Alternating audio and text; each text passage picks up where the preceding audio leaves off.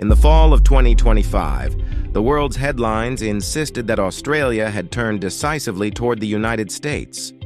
Washington and Canberra announced a massive rare earth processing plan worth billions, promising new supply chains, new factories, and new strategic leverage against China's mineral dominance. Commentators rushed to declare the U.S. back in the driver's seat. But there was something missing in all of this noise. Something deeper, quieter, and far more revealing. Before Australia ever walked into that Washington photo op, before any presidential handshake or billion-dollar pledge, Canberra had already made a very different choice. A choice that didn't grab headlines, a choice that didn't generate political theater, a choice that almost no one noticed in time. And yet, it is the choice that now shapes the future of mineral security across the democratic world. Australia quietly chose Canada, not instead of the United States and not against the United States. Australia chose Canada first. In our previous video, we explored the $28 billion mining corridor forming between Ottawa and Canberra. What we didn't answer was the deeper mystery behind it. Why? Why would Australia, one of the world's largest resource powers with direct economic pipelines to America, Britain and Japan, decide that Canada was the partner to trust long before Washington stepped in? Today, we reveal the real reason. Welcome to Geo Capitalist, the channel where we decode how money, minerals, and power quietly shape the world. What you're about to see is not a news recap. It's a strategic analysis of why Australia placed Canada at the foundation of its mineral future and why that decision creates ripple effects for the entire democratic world. If you value fact-based geopolitical videos, make sure to subscribe, because this is one of the most important shifts of the decade. When the US-Australia Rare Earth Pact made front-page news in late 2025, it created the illusion that America had reclaimed its position as the central hub of democratic mineral strategy.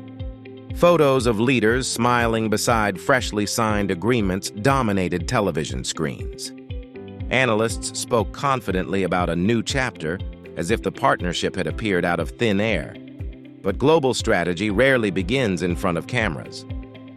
The real story usually begins long before the public ever hears a word. And that is exactly what happened here. To understand why Australia chose Canada, we need to rewind, not to the announcement in Washington, but to March 2024, inside a conference hall in Toronto. That was the moment when Natural Resources Canada and Australia's Critical Minerals Office signed the joint statement on cooperation. It wasn't treated like breaking news. There were no dramatic headlines, no global commentary, and no pundits rushing to interpret the implications. Yet this was the moment that aligned two resource superpowers into one coordinated strategy. Behind closed doors, Australia and Canada began integrating policy frameworks on extraction, environmental standards, supply chain security, and refining capacity. These decisions were quiet because strong alliances don't need spectacle. They need trust. Canberra understood that the supply chains of the next decade would depend on stability, predictability, and shared governance, elements that Canada offered without political turbulence. By the time America arrived with billions in investment, the foundation between Canada and Australia was already set. It wasn't a reaction to Washington. It wasn't an alternative. It was the first step in a larger architecture where Canada plays the stabilizing role and Australia plays the accelerating one. The headlines of 2025 show the surface. The decision of 2024 reveals the truth. To understand why Canada became Australia's strategic partner of choice, we must look at what Australia is actually trying to achieve. At its core, Canberra's mineral strategy is built around four urgent priorities: reducing its dependence on China, increasing refining and midstream capabilities, attracting long-horizon investment, and aligning all of this with ESG standards that global markets increasingly demand. These are not symbolic goals, they are existential. For more than a decade, China has controlled up to 85–90% of the world's rare earth refining and dominated crucial stages of lithium and nickel processing. Australia produces enormous volumes of these minerals, but without non-Chinese refining partners, its resources risk flowing into geopolitical bottlenecks. Enter Canada, a country uniquely aligned with Australia's needs. Both nations operate within transparent regulatory systems. Both value environmental oversight that satisfies G7 and EU requirements. Both work with indigenous communities in ways that global investors monitor closely, and both face pressure to scale their critical mineral sectors without sacrificing democratic safeguards. But the most important factor is compatibility. Canada's mineral strategy is not a mirror of Australia's. It is a complement. Australia has volume. Canada has processing. Australia has extraction expertise across vast remote regions. Canada has institutional frameworks that attract pension funds, insurers, and clean tech partners. Together, they form a supply chain that is not only reliable but politically resilient. This is why Canberra looked north. Not because Canada is bigger, not because Canada is the loudest voice, but because Canada is the partner whose political, environmental, and industrial DNA most closely aligns with Australia's goals. When two countries share not just minerals but mindset, the alliance becomes almost inevitable. To understand why Australia didn't simply default to the United States, we need to look beyond the headlines and into the structure of their relationship. Australia and the U.S. share a deep alliance through AUKUS, defense integration, intelligence cooperation, and Indo-Pacific security coordination. But that is precisely the point. Their relationship is overwhelmingly shaped by defense, not by the slow, patient work of building civilian critical mineral industries. Washington's mineral policy, while powerful, often shifts with political cycles, regulatory swings, and global priorities that change every few years. For a country like Australia, which must plan mineral projects on 20 to 40-year timelines, this volatility can introduce unnecessary risk. Meanwhile, Canada offers something the U.S. cannot: a regulatory environment nearly identical to Australia's, free from the ups and downs of partisan cycles.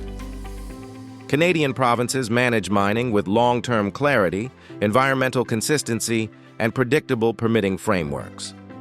Pension funds and institutional investors, who play huge roles in financing Australia's own mining growth, see Canada as a market where rules change slowly, transparently, and collaboratively. That stability is worth billions.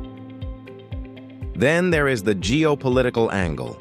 Australia has learned through hard experience that relying heavily on a single major power, whether China for refining or the US for security, creates strategic vulnerability. Diversification isn't a luxury, it is survival. Australia didn't avoid the US.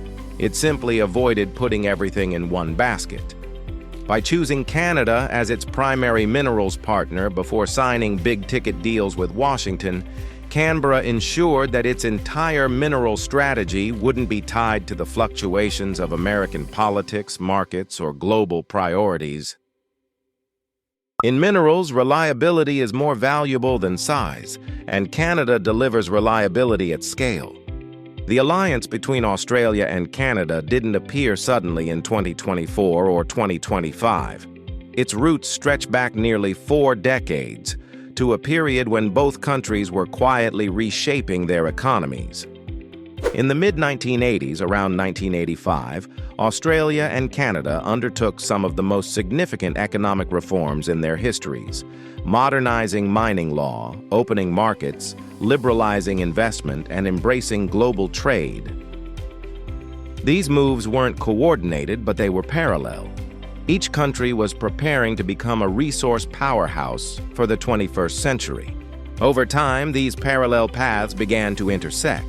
Engineers, geologists, and energy specialists moved between Perth, Calgary, Vancouver, and Brisbane. Universities built joint research ties. Both nations deepened their connections with Asia while maintaining strong Commonwealth links with the UK throughout the 1990s and 2000s. Australia and Canada developed reputations for high environmental standards, effective indigenous engagement, and transparent governance, traits that global investors began to treat as inseparable from their identities. By the 2010s, this cultural and regulatory compatibility created something rare, a sense that Canada and Australia understood each other's mining challenges better than any other nations. They shared similar terrain, similar climate risks, similar infrastructure constraints, and similar expectations around community consultation. Fast forward to 2025 and the pieces suddenly click into place. With the rise of critical minerals, the growing assertiveness of China, and the fragmentation of global supply chains, the world needs stable, democratic sources of strategic resources. And now, with discussions of Kanzuk, linking Canada, Australia, New Zealand, and the UK, the historical foundation becomes visible. What began as parallel reforms in the 1980s has matured into a natural partnership. The past didn't disappear. It evolved into the very backbone of modern mineral diplomacy. If you want to understand international strategy, follow the capital. And when you examine where Australian investors are placing their long-term bets, a striking pattern emerges. Canada consistently appears near the top. It isn't because Canada is the biggest market. That title belongs to the US. It's because Canada offers a unique combination of geology, governance, and long-term investment security that few countries can match. Australian giants like BHP and Rio Tinto aren't just operating in Canada. They are anchoring some of the country's most transformative mining projects. BHP's massive commitment in Saskatchewan, Rio Tinto's expansions in Quebec, and the growing presence of mid-tier Australian firms in Ontario and the Northwest Territories all reflect one thing: confidence in Canada's long-term stability. But the deeper story is the direction of capital flow. Australian pension funds, engineering firms, mining tech innovators, and clean energy financiers increasingly treat Canada as an extension of their domestic market. They understand its regulatory language. They understand its environmental rules. They understand its political culture. These are not trivial advantages. They lower risk, accelerate project timelines, and increase certainty around returns. Canadian capital flows back into Australia as well, reinforcing the relationship. But what stands out most is the way Australian investment behaves. It moves toward Canada for the types of projects that require patience, precision, and political continuity. These aren't speculative ventures. They are foundational pillars of supply chain architecture. By the time Australia signed its high-profile deal with the United States, billions of Australian dollars were already embedded in Canadian ground, Canadian technology, and Canadian infrastructure. The real choice had been made quietly, rationally, and years in advance. Money speaks, and in this case, it speaks with a Canadian accent. Canada's rise in global mineral strategy is not an accident. It is the result of decades spent building a reputation for trust, consistency, and transparency.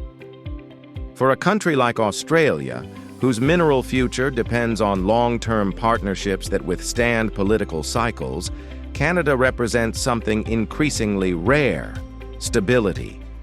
Not static stability, but progressive stability rooted in democratic oversight and predictable regulatory evolution. Investors understand Canadian permitting timelines. They understand Indigenous consultation frameworks. They understand environmental benchmarks that satisfy both domestic expectations and global ESG standards. This makes Canada uniquely positioned in the G7's Critical Minerals Action Plan, where Ottawa has emerged as one of the strongest advocates for democratic supply chains. Throughout 2024 and 2025, Canada doubled down on processing infrastructure, refining hubs, and value-added facilities, an effort reinforced by new cooperation agreements with the United Kingdom and growing interest from Japan and South Korea. These moves didn't just expand capacity, they increased credibility. In global markets, credibility is a form of currency. Australia recognizes this deeply. While Canberra is a world leader in extraction, it has long sought partners who can strengthen the downstream side of its minerals strategy. Canada provides that missing piece. It complements Australia's resource power with processing expertise, academic research networks, advanced manufacturing potential, and a stable financial environment that appeals to pension funds and long-term institutional investors.